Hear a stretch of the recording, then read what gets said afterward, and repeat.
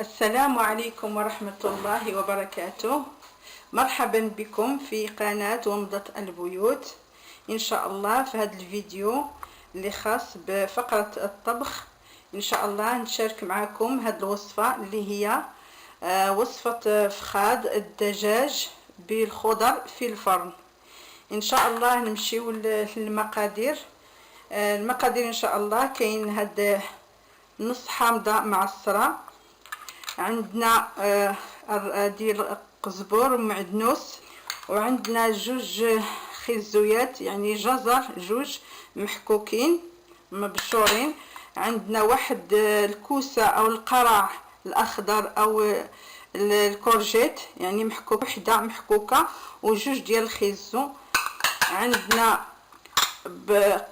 فلفله خضراء يعني وحده صغيره مقطعه مربعات، وعندنا نص بصله كبيره مقطعه على هذا الشكل هكا مشنفه على هذا الشكل، وعندنا العطريه اللي هي في هذا التوابل فيها عطريه ديال الحوت معلقه ونص صغيره بهذه باش عبرت يعني معلقه ونص صغيره ديال العطريه ديال الحوت، عندنا نص معلقه ديال التحميره، عندنا قل من نص معلقه ديال الهريسه اللي هي السودانيه، عندنا نص معلقه ديال الملحه وعلى حسب الذوق، وعندنا الثوم، عندنا 3 دراس ديال الثوم محكوكين. ونمشيو ان شاء الله للطريقه. غناخذوا واحد البول هكا، هاد الطاسه غنديروا فيها هذا الربيع كله، نديروا في هذا الربيع ونديروا هاد العطريه كلها نخويوها على الربيع.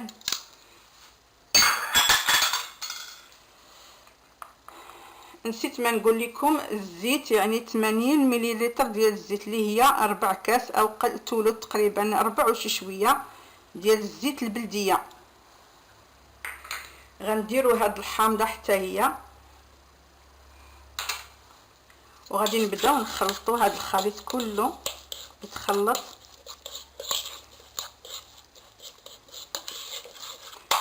غنستعمل يدي باش ندخل هاد الخليط مزيان في هذوك الكعيبات ديال الدجاج.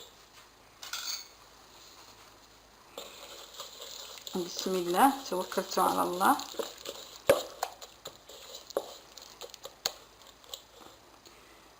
ناخذ هاد الكعيبات ديال الدجاج على حسب المقادير، المهم على حسب المقادير كنديروا هاد الشرموله هادي على حسب المقدار ديال الكعبات ديال الدجاج اللي عندنا، ونبداو كندخلوا هاد الشي في هاد العطريه هاد الشرموله هادي كندخلوها في هذا مزيان هكا، كنحاولوا ندخلوا في تحت الجلده مزيان.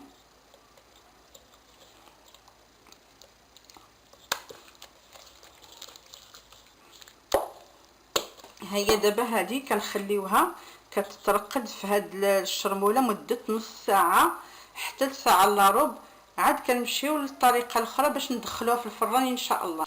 ومن بعد كنشدو شويه ديال الزيت كنديروه في المقله ديالنا هكا، وكنخليو هاد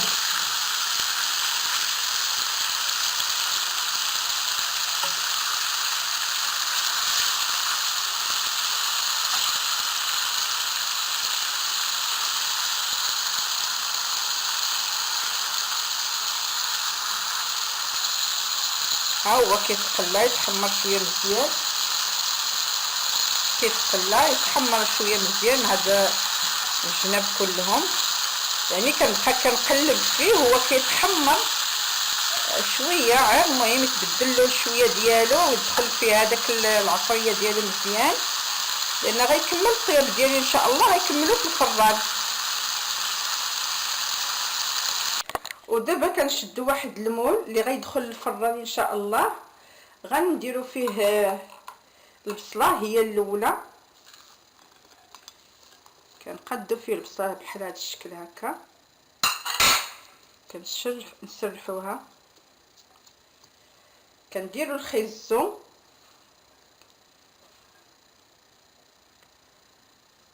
هاد المول اللي كيدخل للفران يعني شفتوا هاد نسلحو فوق خضره فوق خضره. كنصبقوا البصله هي الاولى، نتبعوها الخيزو اللي هو الجزر قلنا، كنتبعوه هاد.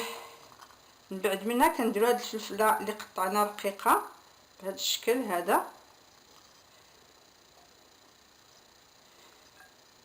يعني كنتبعوا هاد القريعه اللي هي القرعه الخضراء اللي اسمها الكوسه واسمها الكورجيت، عندها عده اسماء. هكا نسرحوا هاد الخضره كلها هكا على حساب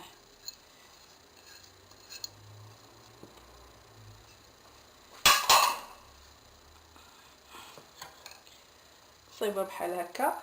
وعاد داك الدجاج اللي قليناه في داك الزويته ديالو شويه، شحرناه شويه، كنحطوه فوق منه.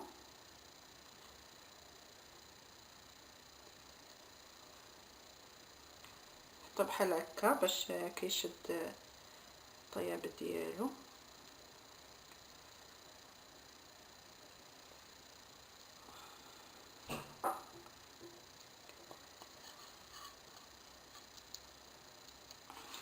وكنشدو هاد الشرموله هادي اللي حنايا كانت بقات ديك الخليط اللي كان بقى على الدجاج، كنزيدو فيه واحد شويه ديال الماء وكنوزعوه شويه على فوق الخضره هكا شويه باش كيشد غير ديك اللذه ديالها كتدخل فيها. اما هي مع الطياب راه غادي تدخل فيها نيشان هكا.